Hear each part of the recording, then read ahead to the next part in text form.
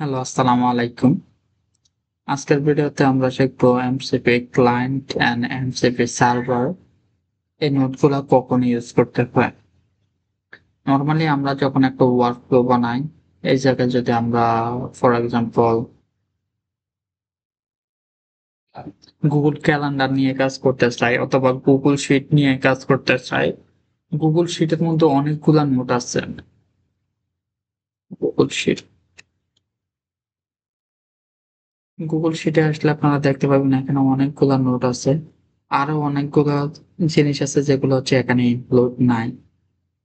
তো সবগুলা জিনিস আমরা চাই যে Google Sheet-এ যা আছে সবগুলা জিনিস আমাদের AI অ্যাক্সেস করুক। So MCP server and MCP client এগুলা যদি আমরা ইউজ না করি তাহলে কি করতে হয়? প্রত্যেকটা জিনিস আলাদা, আলাদা করে হচ্ছে আমাদের এখানে এড করতে হয়। যেমন Google Sheet-এ আসে প্রত্যেকটা জিনিসের জন্য আমার credentials সেটআপ করতে হয়। ফাইল সিলেক্ট মানে প্রত্যেকটার জন্য আলাদা, আলাদা কাজ করতে হয়। সো আমার আরো অনেকগুলো আমি চাই যে আমার AI এজেন্ট Google Sheet এর যত ধরনের কাজ আছে সব ধরনের কাজ করুক। সো এখানে কিন্তু সব ধরনের কাজ ইনক্লুড করা নাই Google Sheet। সো এগুলার বাইরেও আরো অনেক কাজ আছে যেগুলা এখানে নাই। সবগুলা নোটের ক্ষেত্রে সেম। যে অনেকগুলা নোট এখানে ইনক্লুড থাকে কোন একটা অ্যাপ্লিকেশনের, বাকি জিনিসগুলো এখানে ইনক্লুড থাকে না। যেগুলো ইনক্লুড থাকে না ওইগুলো আমাদের কিভাবে নিতে হয়? HTTP রিকোয়েস্ট এর মাধ্যমে। সো আমরা এগুলো সবগুলা জানি। So MCP server, MCP client. So এগুলো যদি আমরা ইন্ডিভিজুয়ালি নিতে চাই অনেক সময় এবং ভুল হওয়ার সম্ভাবনা অনেক বেশি থাকে। এজন্য হচ্ছে আমাদের MCP client and MCP server. আপনি যদি MCP সার্ভার বানায় ফেলেন, এটাও কঠিন কোনো কিছু না, হ্যাঁ? সার্ভার মানে কি? কোন একটা জায়গায় স্টোর করে রাখছেন। যে আমি এই জায়গায় স্টোর করে রাখছি যে Google ক্যালেন্ডারে যত কিছু আছে এখানে দেওয়া আছে। হুম? অ্যান্ড Google টাস্ক এর যত কিছু আছে এখানে দেওয়া আছে। কিছু টাস্ক হচ্ছে নোট এখানে দেওয়া আছে। যে নোটগুলো NITEL এর মধ্যে নাই, ওইগুলো হচ্ছে আমি কিভাবে নিছি?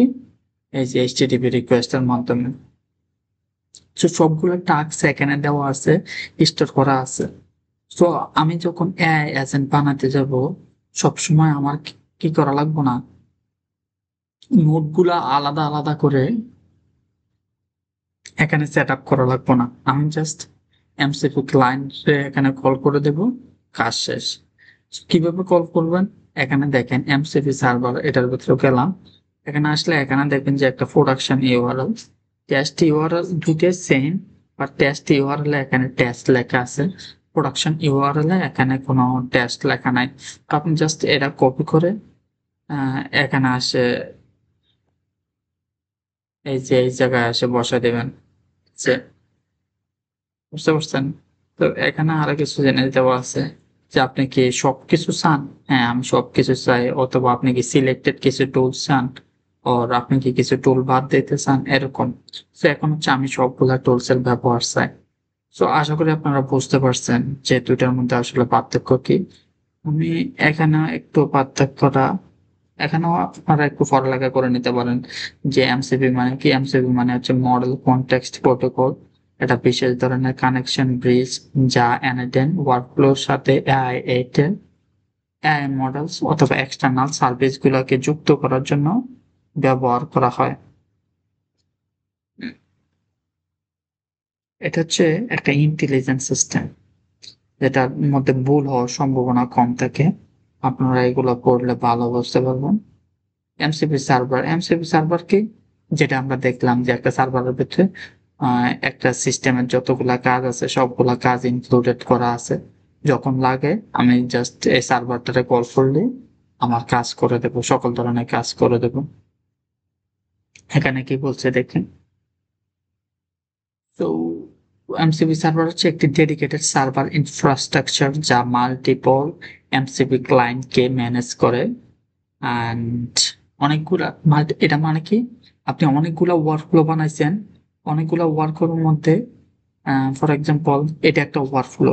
মানে এরকম আরো অনেকগুলো ওয়ার্কফ্লো বানাইছেন যেখানে আপনার এই টুলগুলোর অ্যাক্সেস লাগবে। আপনার জাস্ট এরকম একটা নোট ইউজ করলে হয়ে যাবে MCP client. Just MCP client এই যে এমসিপি ক্লায়েন্ট টুলটা ইউজ করবেন। সো আপনার আর কিছু করা লাগবে না। সো এখানে আসে এমসিপি সার্ভারের প্রোডাকশন ইউআরএলটা দিলে আপনার MCP client and production MCP server দুটো হচ্ছে কানেক্টেড হয়ে যাবে। এটা হচ্ছে অনেক সুবিধা। আপনার প্রত্যেকবার হচ্ছে আলাদা আলাদা করে এবং আপনার এআই এজেন্ট হচ্ছে মাঝে মধ্যে ভুল করে বলতে পারে, এই কাজ করার পরিবর্তে অন্য কাজ করে বলতে পারে। বাট এটা যখন আপনি ব্যবহার করবেন MCP server and MCP client, আপনার এটা ভুল করার সম্ভাবনা কম। আমরা দেখি এখানে আর কি দেওয়া আছে।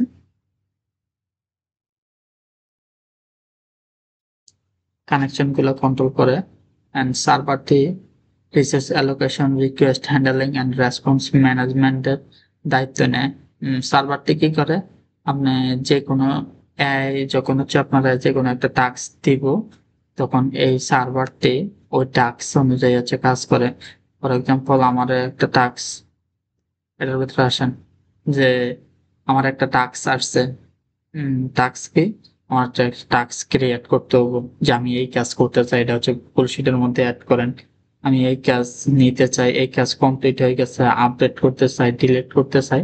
তো সার্ভার কি করছে, এটা দায়িত্ব নিছে যে কোনো কাজ হচ্ছে করে ফেলবো সার্ভার নিজে।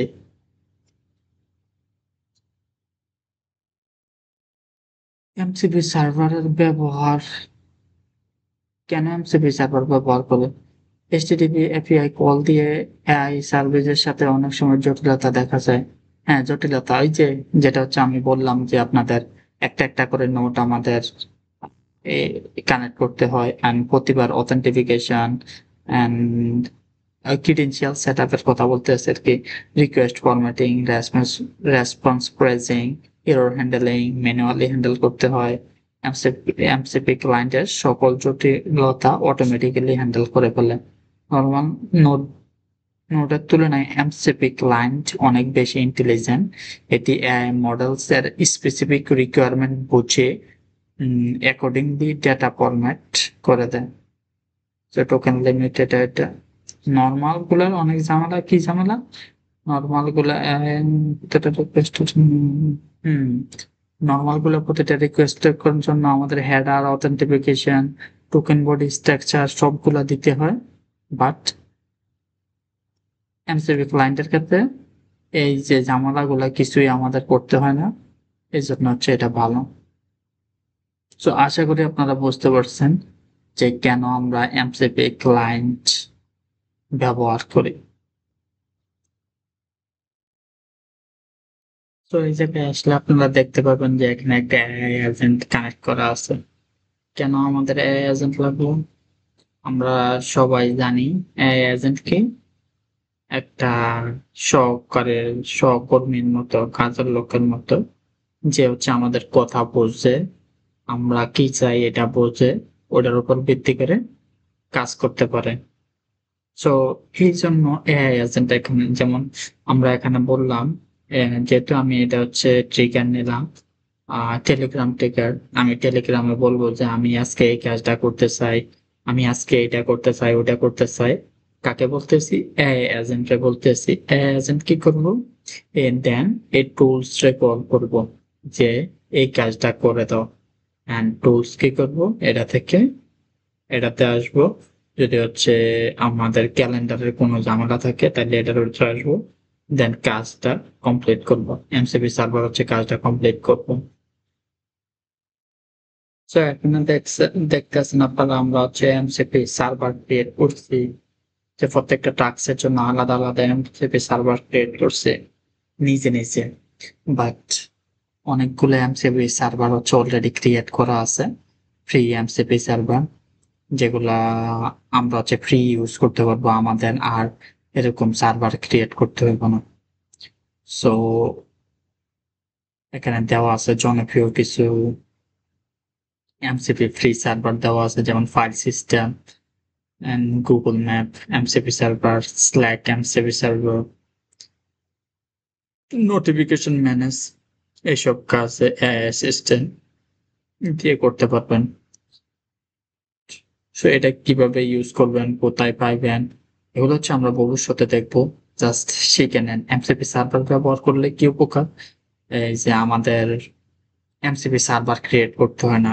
এইগুলো প্রত্যেকটা তো আমাদের নিজেদের হাতে করে ক্রিয়েট করতে হয়েছে, যেটা আপনারা দেখেন নাই। যেমন এখানে প্রত্যেকটা জিনিস আমরা সেট আপ করে দিছি, সবগুলো আমরা এই ভিডিওতে এক্সপ্লেন করব। সবগুলো জিনিস সেট আপ করছি নিজে নিজে। আমরা যদি এমসিপি ফ্রি সার্ভার ব্যবহার করি আমাদের ওই সময়টা আর লাগবে না। ডেভেলপমেন্ট টাইম সাশ্রয়, community support, regular update, testing and reliability. কিভাবে ইউজ করবেন এটা হচ্ছে আমরা ভবিষ্যতে শিখবো। এখানে একটু হিন্টস দেওয়া আছে, আপনারা দেখে নিন। আজকে আমরা চাইতেছি যে আমরা টেলিগ্রামের মাধ্যমে টেলিগ্রাম ইউজ করে মেসেজ দেব যে আমরা এই কাজটা করতে চাই, ওই কাজটা করতে চাই, এন্ড দেন আমাদের এই এজেন্ট এই কাজগুলো করে দেব। আজকের ভিডিওতে আমরা হচ্ছে সবকিছু ট্যাক্সের মাধ্যমে কন্ট্রোল করব। ভবিষ্যতে আমরা একটা ওয়ার্কফ্লো দেখবো যেটাতে হচ্ছে আমরা কথা বলার মাধ্যমে সব কাজ করতে পারবো। যেমন আমরা কথা বলে বলবো যে আমার এই কাজটা করা লাগবে, ওই কাজটা করা লাগবে, আমি এই কাজটা করতে চাই। দেন আমাদের এজেন্ট আমাদের কথা শুনে ওই কাজগুলা করব। সো আজকের ভিডিওতে আমরা ওইটা করব না। সো এখানে ওয়ার্কফ্লোটা দেখেন, এটা একটা সিম্পল ওয়ার্কফ্লো। সো এখানে কেন আমি টেলিগ্রাম টিকার নিচ্ছি, যেহেতু আমি টেলিগ্রাম নিয়ে কাজ করতে আসছি, এজন্য আমি টেলিগ্রাম ট্রিগার নিচ্ছি। আমি যদি জিমেল নিয়ে কাজ করতাম তাহলে জিমেল ট্রিগার নিতাম, আমি যদি হোয়াটসঅ্যাপ নিয়ে কাজ করতাম তাহলে হোয়াটসঅ্যাপ ট্রিগার নিতাম। তো প্রথমে আপনারা যে কোনো একটা এখানে আসলে টেলিগ্রাম নিচে গেলে এখানে ট্রিগার দেখতে পাবেন। তো অনেকগুলো ট্রিগার, আমি হচ্ছে অন মেসেজ একটা ট্রিগার নিলাম। এন্ড দেন এজেন্ট কিভাবে নেয় এটাও আপনারা জানেন। এখানে আসলে এজেন্টে যে ক্লিক করলে একটা এজেন্ট যুক্ত হয়ে যাব। দেন এজেন্টের তিনটা মাথা, এখানে ক্লিক করলে আপনারা হচ্ছে সেট মডেল যুক্ত করতে পারবেন। এখানে ক্লিক করলে মেমোরি, এই জায়গায় ক্লিক করে হচ্ছে আপনারা ক্লায়েন্ট সার্ভার যুক্ত করবেন। আর এদিকে আমি কি অ্যাড করছি, টেলিগ্রাম সেন্ড মেসেজ, দুইটা হচ্ছে সেন্ড মেসেজ।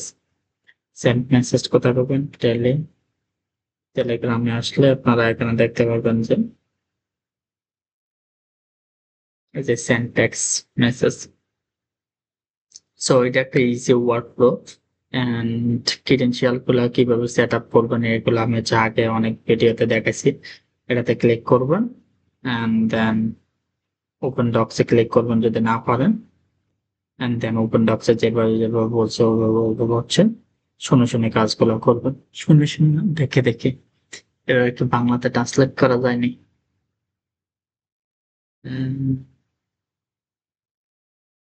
না, এটাতে বাংলাতে ট্রান্সলেট করা যায় না, সমস্যা নাই। আপনাদের আমি অনেকবার দেখেছি, যারা হচ্ছে আমার পুরাতন ভিডিও গুলো দেখেন নাই ওটা দেখে নিয়েন।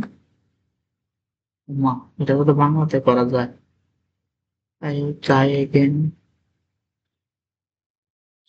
এই যে বাংলা হয়ে গেছে, কত সুন্দর। আপনারা জাস্ট এখানে যেগুলা যেগুলা বলছে এগুলা এগুলা শুনে শুনে এটা হচ্ছে ক্রেডেনশিয়ালটা সেট আপ করে নেবেন। সো তিনটার ক্রেডেনশিয়াল সেম ভাবে সেট আপ করা হয়। সো এটার একটা credential and then added credential, এই দুইটার ক্রেডেনশিয়াল সেম।